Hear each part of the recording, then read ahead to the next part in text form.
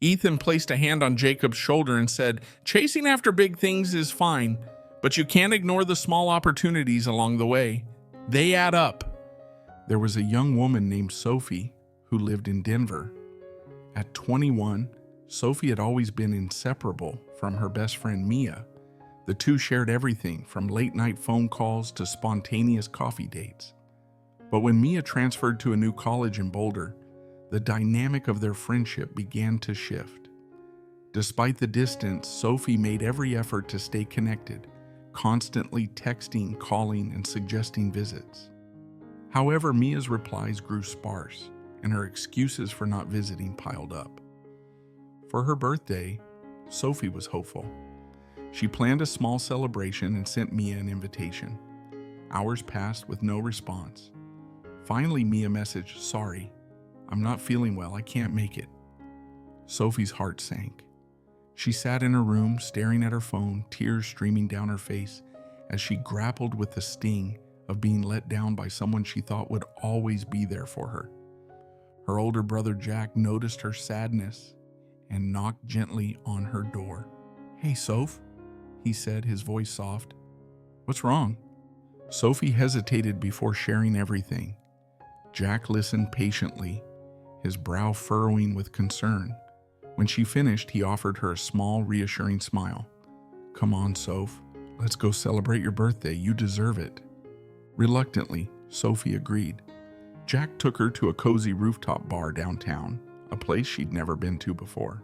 The twinkling city lights and the lively chatter of patrons seemed to lift her spirits, if only slightly. As they entered, laughing and trying to lighten the mood, Sophie suddenly froze.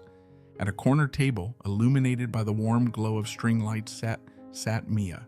She was laughing and sharing drinks with two other girls, completely unaware of Sophie's presence.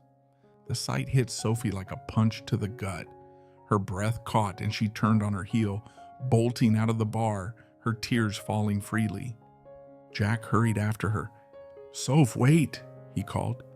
Catching up to her, he gently wrapped her in a hug as she sobbed. "What did I do wrong?" she cried. "I tried so hard to keep our friendship alive. I called, I texted, but she barely replied, and now this? Why is she ignoring me?" Jack held her close, his voice calm and steady. "Listen, Soph. Sometimes the kindest thing you can do for yourself is to let people go when they want to leave. Don't chase them, don't beg. It'll hurt, I know, but you'll heal. When we stop holding on to people who don't want to stay, we make room for the ones who truly belong in our lives." Sophie's sobs quieted as Jack's words sank in. Deep down, she knew he was right. It wasn't easy, but she realized that clinging to a one-sided friendship was only causing her pain. Over the following weeks, Sophie began to let go of the hurt and focus on herself. She joined a local art class, reconnected with old friends, and slowly built new friendships with people who valued and respected her. Mia never reached out again, but Sophie no longer felt the sting of her absence. Jack's words had given her strength and clarity. By letting go of someone who didn't prioritize her, Sophie made space for relationships that brought joy and fulfillment. Lessons for today's society. This story holds an important lesson. Letting go of people who no longer prioritize you is not an act of weakness, it's an act of self-respect. Friendships, like all relationships, should be mutual, built on effort and care from both sides. In today's fast-paced world, it's easy to lose sight of genuine connections amid fleeting interactions. Sophie's journey reminds us to cherish the people who show up for us and to release those who don't.